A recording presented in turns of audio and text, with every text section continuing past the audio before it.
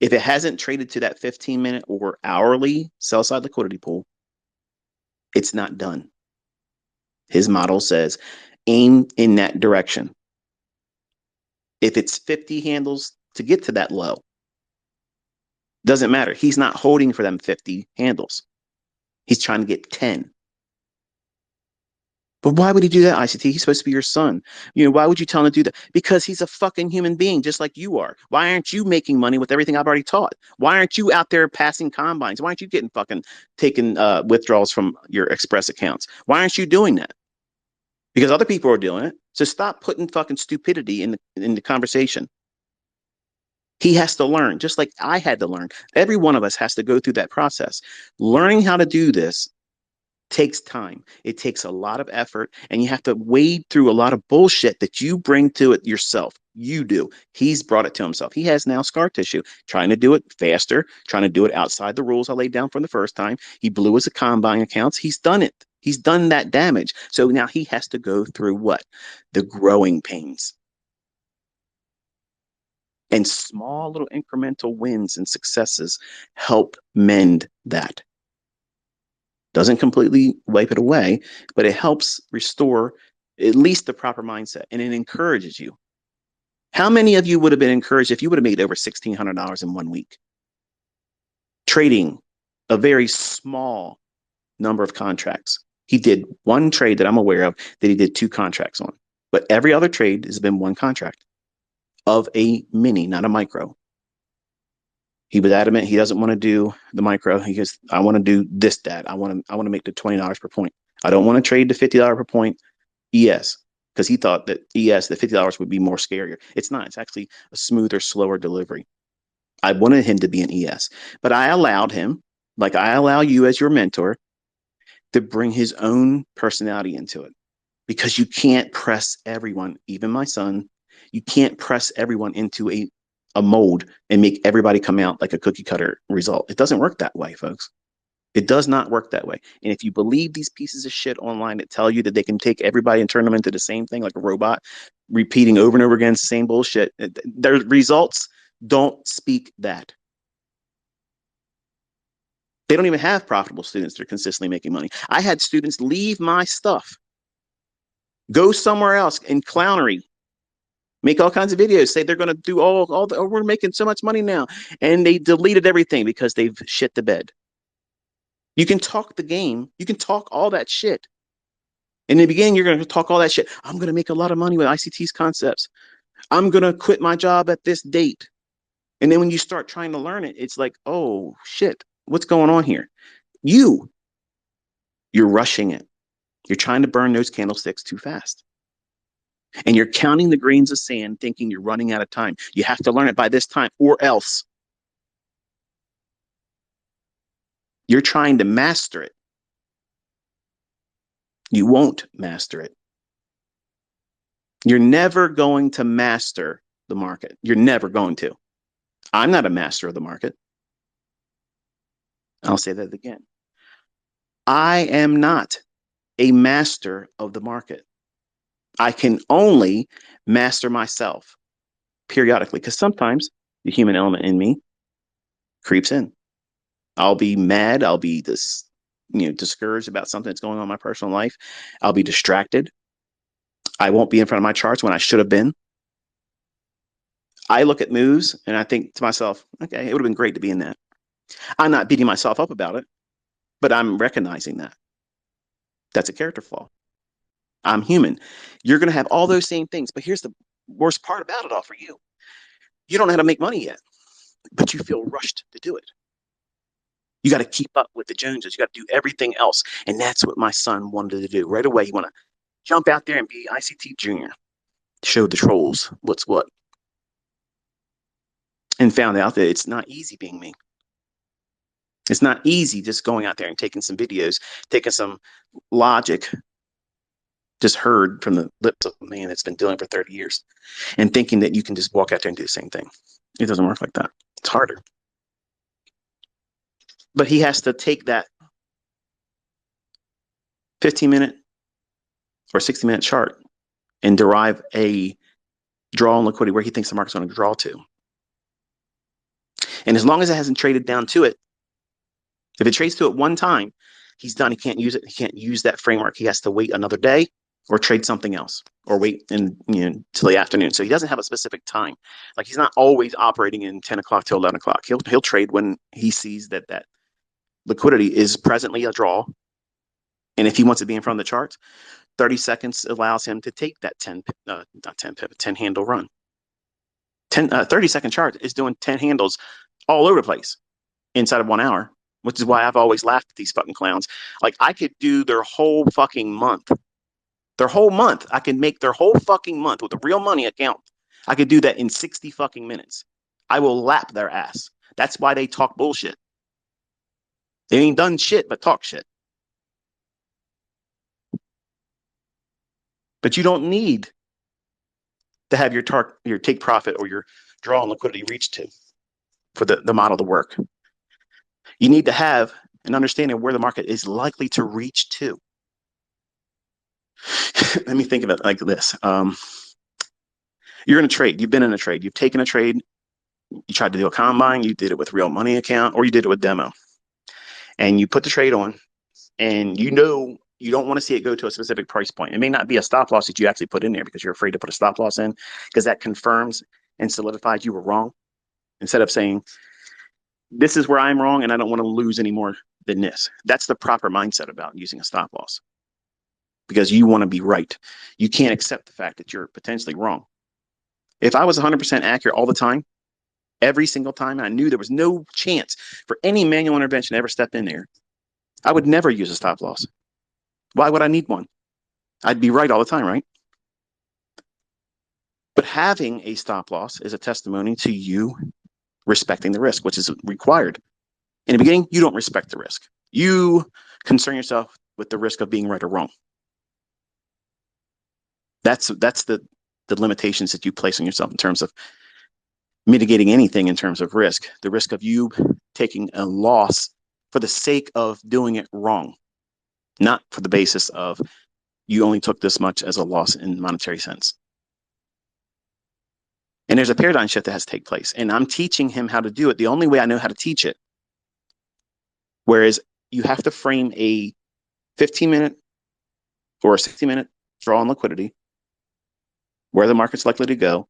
And then on a 1-minute or 5-minute chart, if you're bearish, there has to be some run above a 5-minute swing high, even while it's been going down. It has to go up above it and start trading lower again. And then once it does that, you can drop down into a 30-second chart and take a 30-second fair value gap. Because the damage has been done on the 5-minute chart. It could have been a stop run on a swing high in a 1-minute chart. See, that's what a high frequency trading algorithm is doing. So you don't fucking know that, because these clowns out there talking about algorithms, these wannabe quants. You might talk about all kinds of shit and call things quant. You may say your shit's algorithmic, but it's retail.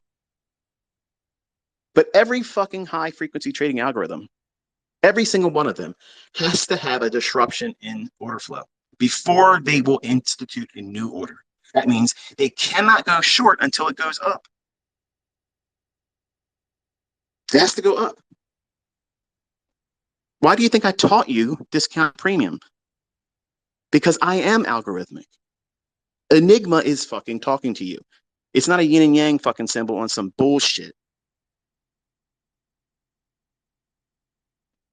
The market has to go up, purge some measure of liquidity. If the market does, I don't give a fuck what market it is. But if you're bearish and on a 5-minute or 1-minute chart, if a swing high, a short-term swing high on that 5 or 1-minute chart is taken out by 1 tick and it trades lower, as soon as it trades lower, on what time frame are you talking about? Whatever time frame that liquidity was taken on. If you see the swing high on the 5-minute chart has been pierced by 1 tick is all it takes. It doesn't need to fucking close above it. It doesn't need to have a certain measure of handles above it. 1 tick. Once it does that, that's a disruption. That's a disruption in order flow. That's it. That starts the sell program. Then on a lower time frame, It can be a 5 fucking second chart. It could be a 1 second chart. Okay. It doesn't matter. But I gave him a 30-second chart because it's easy to get in there and take a fair value gap after that disruption in order flow, knowing that the market will gravitate towards that liquidity. We need not see it trade to it. Now, some of you that are familiar with watching lower time frames and have been with me for a while, your fucking gears are turning right now. You're like, holy shit. I can see this, and I'm not even looking at the fucking chart. I can understand exactly what he's saying right now. These juices are flowing on. Yes, yes, yes, yes. It's there every day, every hour, every 15 fucking minutes. It's there. So forget the 90-second or 90-minute fucking bullshit. It's every 15 minutes. It's there. I literally could sit there all day long, trade just intraday volatility, just doing what I just told you, and mop the fucking floor with all these fucking people out there talking shit, selling shit, robots and stuff. It's dumb. It's dumb. You don't need all that stuff.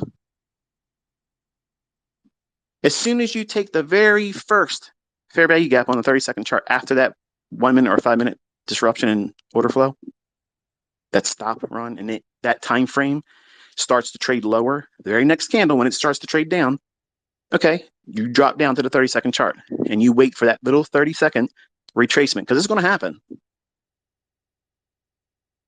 And you look and see where your 10 handles would be. Place your limit order, put your stop loss in. He risks 12 handles. He's willing to take 12 handles as a hit to take 10 out. What the fuck did he just say? He just said he's using a negative R. Yes, because your reward to risk model bullshit is a myth. It's a fucking myth. You don't even trade with it. You want to talk about it when you sell your courses and these people write these fucking books, but they're not trading with these fucking things in mind. Every person that's ever come out there and said that shit, given enough time, they eventually come clean and say, well, it's theoretical that if you did this, you can get 20 to 1. It's theoretical you can get 200 to 1, but they haven't really done it themselves. But hey, theory sells, right? You don't need to have a fucking 3 to 1, a 2 to 1, or a 1 to 1. If you have a high strike rate, what's a high strike rate? What I just told you. How many times do I tell you something before it happens and it happens? It's real logic. Nobody gets lucky like this, folks. That doesn't happen. Luck doesn't exist here. It's statistical probabilities rooted in real algorithmic price delivery, not retail logic trying to decipher something that has absolutely no basis on harmonic animal patterns. Elliott wave horseshit, supply and demand horseshit. It has nothing to do with it. It has nothing to do with it. This stuff is predetermined. It's running on a script, period. That's all it's doing. It's time-based. And you're complicating it, worrying about dumb shit. Oh, it's dropped down. I can't sell short down here. It's been going down. Why the fuck not? It's going somewhere. It's going down to Southtown, okay? Below the old low, below the relative equal lows. It's got something down there it wants to visit. It's warmer in the south. It wants to get down there. It needs some sun. I can't do it. I just can't do it, man. It's already gone down 100 fucking handles. I can't imagine it going down 35, 55 more where it should fucking go where the liquidity's resting below the lows. Why would it want to do that? Yeah, I can see why everybody would think that way because that's what all the bullshit artists talk about. The books, the people that don't fucking trade, they sell you all that stuff like timeshares. Makes it sound like it's a wonderful thing till you get in and you wish you could get out of it and you can't.